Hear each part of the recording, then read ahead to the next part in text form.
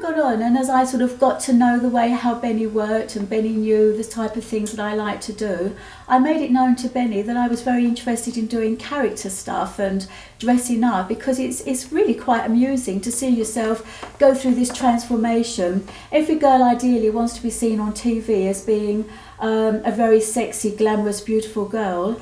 And after a while it becomes a little bit boring, and I think that's how it actually got started, when I actually became the first Wonderground lady.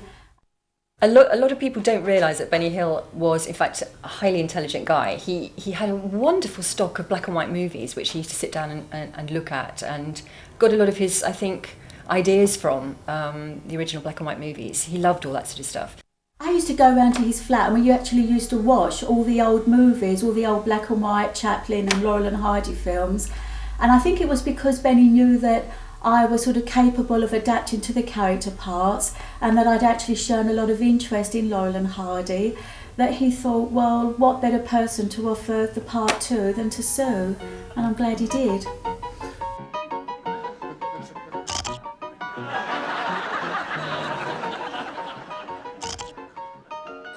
I don't think people realise the performance it took to actually try to look like our characters. Both Benny and I were probably in makeup for about 2 hours.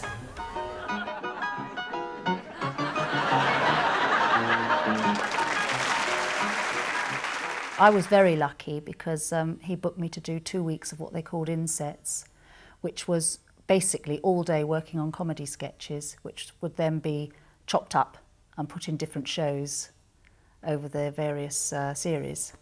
And so that was really nice to do that, particularly for a young actress who, you know, wanted to get into light entertainment and comedy. That was great experience, you know, sort of to just be working with scripts. You'd get sent a big script, you'd instantly look through for your parts in it and that sort of thing. And it was always great fun, you know, real burlesque humour. It was like one big happy family there. Everybody knew one another really well, and you build up a rapport over the years.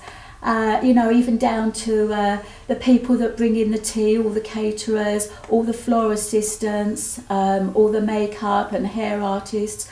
We were all just so very friendly with one another. It was a lovely family atmosphere.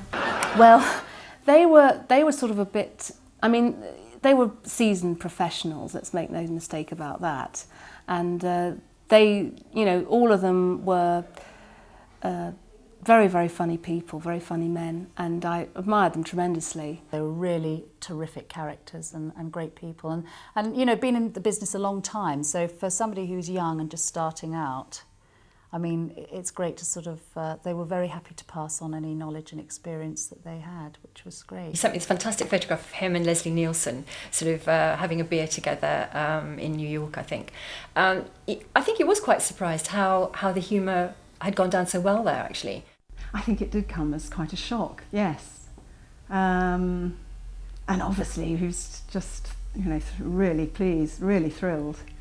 I mean, I think he was, I sort of never, I think he went over to America and did a bit of filming. Now, I wasn't involved in that, but he was really excited about that, really excited to think he made it big over there. Well, I remember him saying that, you know, people pay for me to fly over and this, that and the other, and people keep giving me cars. He said, but I don't drive.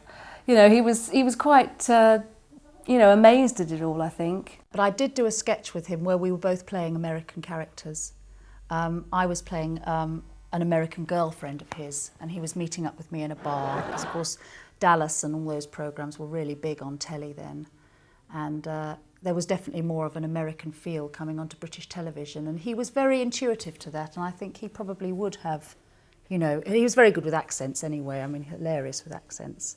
But looking back on the shows now, compared to what you see on television today, I mean, these are so innocent, these shows, they really are. But we got a lot of flack, you know, how can you disport yourselves around wearing next to nothing? But by the time I was doing the shows, which was much later on to just prior to Benny's death, we were actually wearing far more clothing than the girls used to wear in the past. I mean, if you look at the 70s, footage, you know, the girls are wearing next to nothing, very scantily clad, but we were actually wearing, you know, much longer clothes. In fact, on one occasion, when I was donning my WPC Fudpucker uniform, which was quite often, he actually sent me back to the wardrobe department because the costume had been cut quite short. And he said, no, I want it down to the knees. I want it to look as if it could be a policewoman's outfit. I mean, I didn't look like a policewoman with all the hair, but he did not want to have such sort of titivating costumes.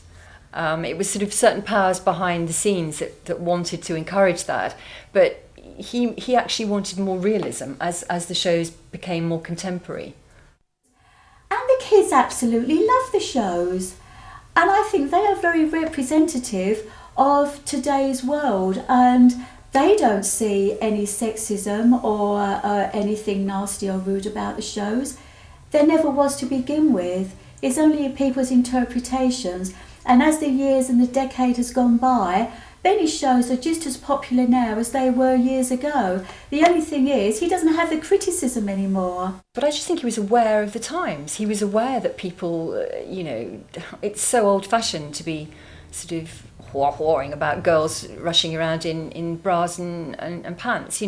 It's old hat. And I think he realised that, and I thought, it's time to move on. I mean, you can't really find a show where you get hilarious comedy, beautiful girls dancing and singing as well. You don't often get that all three together anymore, which is a shame. I think Benny Hill, because it was quite innocent humour, but it was funny. It wasn't. I think it just appeals, really. It appeals across the board. As I say, anyone I speak to, they just smile, and they're sort of would like to see more Benny Hill, and yet it's shown everywhere, all over the place, making people laugh, and not really in England, which is a shame, really. Luckily, he didn't live too far from me, so we would talk once a week. I just find out what he was up to, how he was doing. We'd go out for lunch. I think there were a little group of us that he really sort of felt he could relax with, and he was actually very loyal to his friends as well. I think Benny brought a lot of laughter, a lot of fun into this world, and I wish he was around now. I think sadly missed, is all I can say. I remember him fondly, really. I think actually it was almost like a father figure in a way. I think he actually would like to have had children. I mean, he became a great friend of mine over the years we worked, and I got to know the real man, really.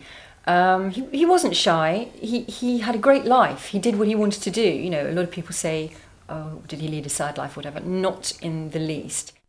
But yes, when I get those repeat fees now through the door, I sort of, they have gone on and on for years. I haven't done it for such a long time. I sort of look up and I sort of say, thanks, Benny. I sort of feel as if he's watching over us and making sure that we all sort of are okay. He was an incredibly clever man. I saw a programme on telly the other day, and it showed some very, very early footage and some beautiful, beautiful stuff, sort of clowning and just beautiful to watch. Really, really talented, I think. I don't know whether he did feel comfortable with being an international star, but, because he was pretty sort of tough and professional. I think he probably could have handled anything, really. But I think it probably was a great surprise and a wonderful honour as well. I mean, it's great, isn't it, to be appreciated all over the world. Well, I mean, the fact that he is watched around the world, as you say, I mean, he must have made more people laugh than any other comedian ever, quite honestly. It's well deserved. He had a brand of humour that people the world over. If I'm abroad and anybody finds out that I was on a Benny Hill show, oh, Benny Hill, oh, fantastic, da da da da da, immediately. It's one of those things that everybody knows, and how fantastic is that to leave that as a legacy? I just think it's absolutely amazing how many other TV personalities can have these tributes that people are still interested 12, 13 years after his death. I think it's an absolute tribute to Benny, and I think he would be over the moon.